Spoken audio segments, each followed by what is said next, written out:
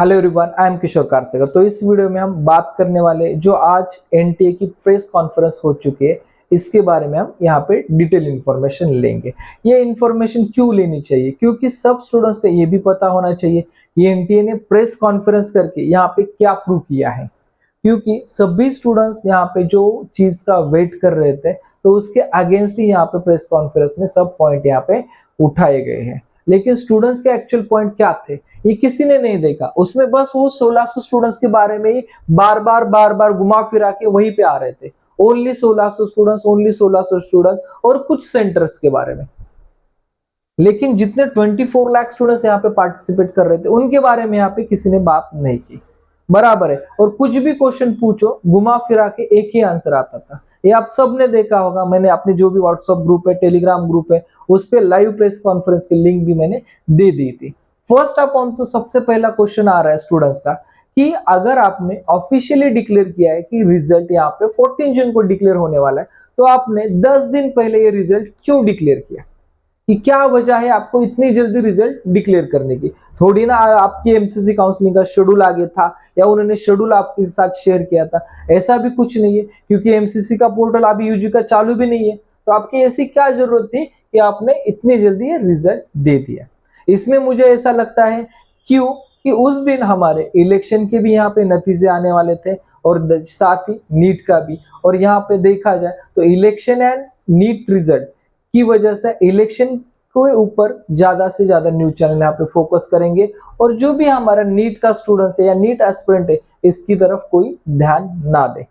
और ध्यान भी गया तो यहाँ पे न्यूज चैनल ने आज के दिन जो प्रेस कॉन्फ्रेंस में क्वेश्चन पूछे, उसमें मुझे ऐसा नहीं लगता कि उन्होंने डिटेल स्टूडेंट्स की प्रॉब्लम को समझ के लिया है।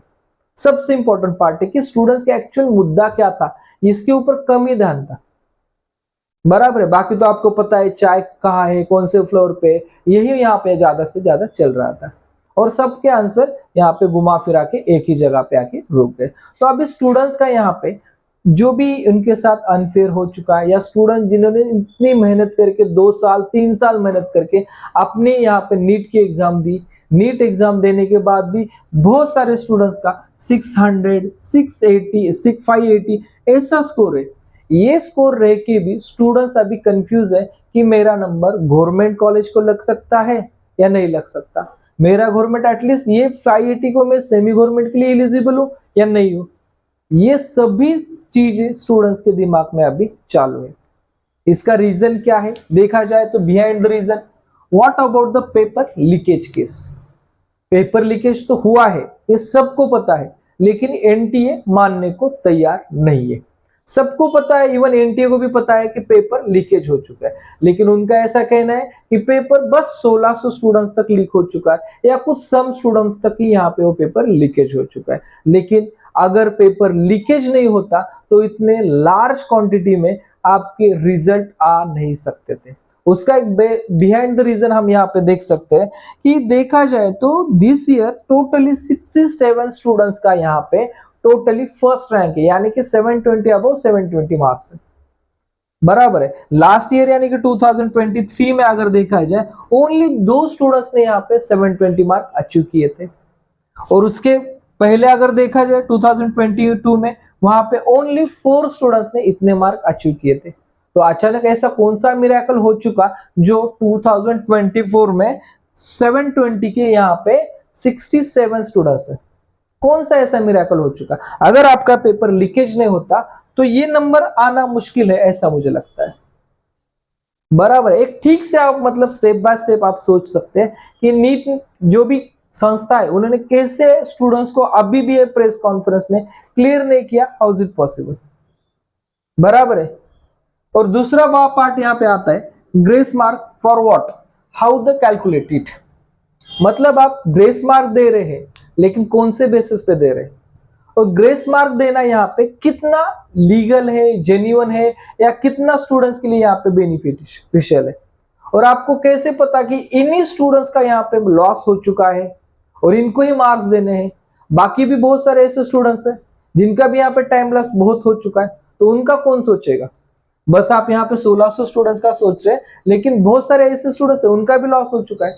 तो ग्रेस मार्क आप कौन से बेसिस पे दे रहे हो?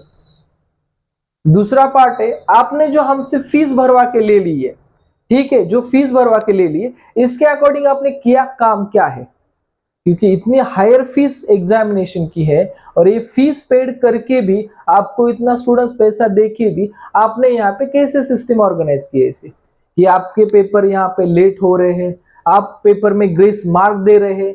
एक तो यहाँ पे देखा जाए, जब ग्रेस मार्क का पार्ट आता है, जितना मुझे नॉलेज है मैं उतना बता रहा हूँ, जब आपका ग्रेस मार्क का पार्ट आता है तो इस पार्ट में only and only online examination में ग्रेस मार्क सिस्टम होती है, ऑफलाइन एग्जामिनेशन में ग्रेस मार्क सिस्टम नहीं होती। जितना मुझे नॉलेज है मैं उतना बता रहा हूँ, शायद होगी भी तो मुझे मालूम नहीं होगा, लेकिन मुझे जितना मालूम है ऑनलाइन एग्जाम में ही आपको ग्रेस मार्क सिस्टम होती है, ऑफलाइन एग्जाम में ग्रेस मार्क सिस्टम नहीं होती, और वो भी डिपेंड टाइम बेसिस। सबसे इंपॉर्टेंट पार्ट है, होती है ग्रेस मार्क पर बट टाइम के बेसिस पे नहीं होती। तो ये सबसे इंपॉर्टेंट पार्ट यहाँ पे आता है फॉर ग्रेस मार्क के बारे में। देखा जाए what about the inflation in cut off, अभी जो भी आपका रैंक आ रहा है तो इतना इन्फ्लेशन उसमें बहुत ज्यादा इन्फ्लेशन आ रहा है। जैसे कि लास्ट ईयर अगर किसी स्टूडेंट से 600 मार्क्स पे जो रैंक था, और दिस ईयर के रैंक में अगर देखा जाए बहुत ज्यादा इन्फ्लेशन आ रहा है। तो मतलब स्टूडेंट्स को अगर गवर्नमेंट कॉलेज मिलना है या गवर्नमेंट कॉलेज लेना है तो ऐसा मुझे लगता है एटलीस्ट 620 अबव अगर मार्क्स है तो ही वो बच्चा सेफ रैंक फील कर सकता है कि हाँ बाबा मैं सेफ हूं। लेकिन अगर जो स्टूडेंट्स इसके नीचे, तो उसको गवर्नमेंट कॉलेज मिलने के लिए बहुत स्ट्रगल है, ऐसा सभी को अभी लग रहा है, क्योंकि जो आपका ऑल इंडिया रैंक आ चुका है इसकी वजह से। तो बात क्या हुई कि जो स्टूडेंट्स 1600 स्टूडेंट्स थे उनका हम यहाँ पे सोचेंगे, मॉनिटरिंग करेंगे, इसके लिए इंक्वायरी करेंगे और उसके अकॉर्डिंग यहाँ पे क्या डिसीजन होता है यह हम आपको क्लियर करेंगे। चाहे तो उनके रैंक जो भी है तो इसके बारे में भी हम सोचेंगे। फिर ये बाकी के 24 लाख स्टूडेंट्स क्या करेंगे, सबसे इंपॉर्टेंट पार्ट है, बहुत इंपॉर्टेंट है, क्योंकि आप इन्हीं स्टूडेंट्स का सोच रहे हैं लेकिन इन स्टूडेंट्स का कोई भी बात करने के लिए तैयार नहीं। ये स्टूडेंट्स आज रास्ते पे आके यहाँ पे आंदोलन कर रहे लेकिन इसके ऊपर कोई ध्यान नहीं दे रहा। ठीक है, बाद में बहुत सारे ऐसे स्टूडेंट्स हैं कि जिनको ऊपर ऐसा है, उनका मानना है कि अगर आपने नीट फेयर हो चुकी है या आप अगर मानते हैं तो 720 मार्क्स आएंगे हर मतलब 67 स्टूडेंट्स को। लेकिन अगर देखा जाए तो उसी पीडीएफ में हम देखते हैं ऐसा भी एक स्टूडेंट है जिसको 719 मार्क्स है और एक ऐसा भी स्टूडेंट है जिसको 712 मार्क्स है। ये कैसे पॉसिबल हो चुका, ये पॉसिबल कैसे? अगर आपके सिस्टम में अगर राइट आंसर है उसके लिए 4 मार्क्स है, अगर आपका रॉन्ग आंसर है तो आपके -1 मार्क होंगे। तो मान लेते अगर इस स्टूडेंट्स ने एक आंसर अगर गलत दिया है तो उसका स्कोर हो जाएगा 716 बराबर है। इनके दूसरे स्टूडेंट्स ने एक आंसर रॉन्ग दिया तो उसका यहाँ पे स्कोर अलग हो जाएगा। तो ये सबसे बड़ा डाउटफुल रीजन है, यहाँ पे सबसे बड़ा डाउटफुल। उसके साथ ही 712 इसके लिए भी आप ऐसा ही आप कंसिडर कर सकते हैं। तो ये जो क्लेरिफिकेशन है ये एनटीए ने आज के डेट पे तो नहीं दिया, क्योंकि और ये सभी स्टूडेंट्स एक ही सेंटर के थे। सबसे इंपॉर्टेंट पार्ट आता है एक ही सेंटर के स्टूडेंट्स के साथ ऐसा हो चुका है, अदर सेंटर में ऐसा नहीं हुआ उतना। तो आप कैसे बता सकते इतना कॉन्फिडेंटली कि आपका जो नीट का पेपर है वो लीक नहीं हुआ था? अगर लीक नहीं हुआ तो इतना हिस्ट्री ब्रेक कट ऑफ कैसे जा रहा है या हिस्ट्री ब्रेक मार्क्स क्यों आ रहे हैं? तो पेपर तो यहाँ पे डेफिनेटली लीक हो चुका है। तो जैसे मुझे लगता है आपको यहाँ पे डेफिनेटली रीनीट लेना ही पड़ेगा। ये मेरा इंडिविजुअल यहाँ पे मांग है और मेरी मांग मैं आपके साथ मेंशन कर रहा हूँ, और ये मांग जो है ये स्टूडेंट्स के फेवर में मांग है। ऐसा नहीं कि स्टूडेंट्स ये मांग नहीं कर रहे, हर बच्चा जिसने मेहनत करके यहाँ पे एग्जाम दे दी है और सभी स्टूडेंट्स यहाँ पे वेट कर रहे, रीनीट होनी चाहिए। और ये कब तक नहीं होगी? जब तक इस प्रोसेस में सुप्रीम कोर्ट यहाँ पे इंटरफेयर नहीं करता, क्योंकि ये जो एनटीए वाले हैं, एनटीए वाले किसी की भी नहीं सुनने वाले। ये इनका हर साल का अलग ही कुछ रहता है, लेकिन दिस ईयर इन्होंने बहुत ज्यादा लेवल, ये कितने पैसों का चक्कर है, कितने पैसा यहाँ पे, कितने पैसे का यहाँ पे स्कैम है, ये अभी तक तो मुझे नहीं पता, लेकिन ये स्कैम बहुत बड़ा है। इसलिए मैंने ऊपर ही मेंशन किया है नीट 2024 स्कैम।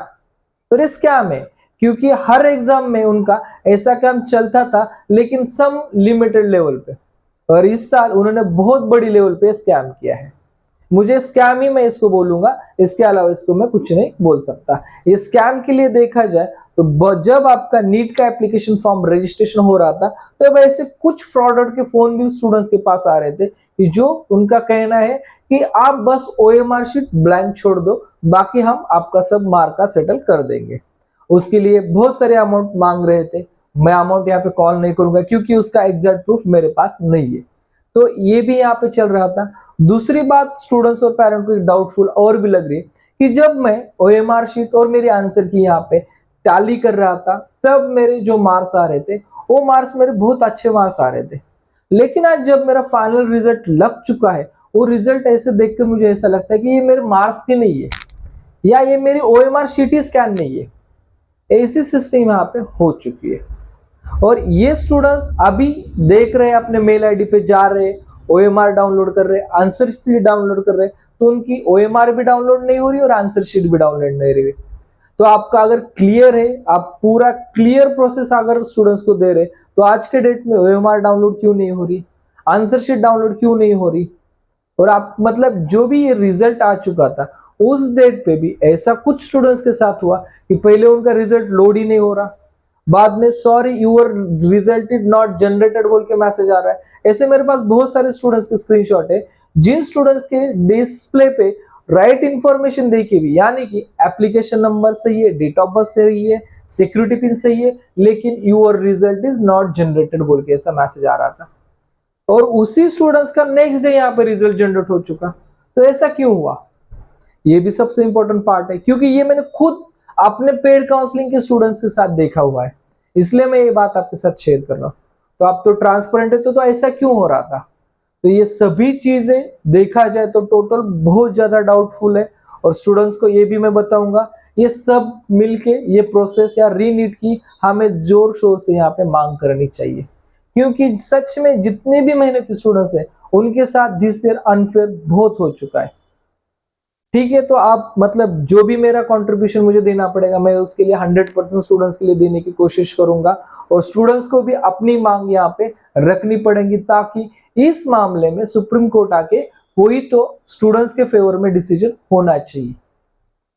ठीक है, इतना ही मैं आपसे साथ आज शेयर करना चाहता हूँ कि जो भी आज की प्रेस कॉन्फ्रेंस हो चुकी है उसके बारे में। ठीक है।